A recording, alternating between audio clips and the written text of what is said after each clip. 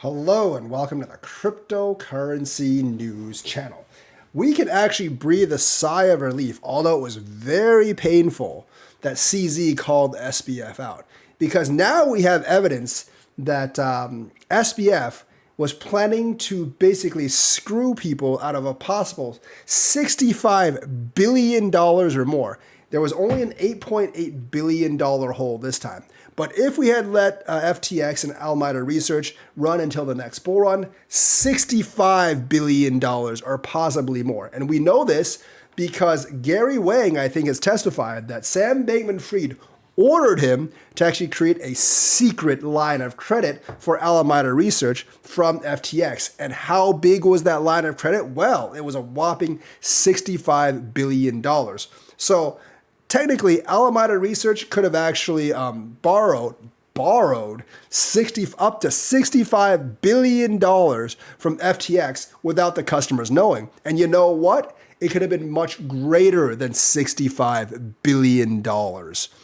Because if that ceiling had been hit, I'm guessing that Sam Bankman-Fried wouldn't have had any problems actually extending that line of credit to $70, $80 billion or more. So instead of just an $8.8 billion hole we have for FTX, like we do right now, he could have rode it until the next bull market, and then the next bull market, because they made so much money, would have bailed them out. But then during the next bear market, when Alameda Research would have been in more trouble, guess what SBF would have done? He would have he would have used that $65 billion worth of credit and borrowed even more to Alameda Research. Because if Carolyn and SBF can lose $10 billion in over-leveraged trading, you can bet anything that they are able to lose $65 billion in even more over-leveraged trading next time.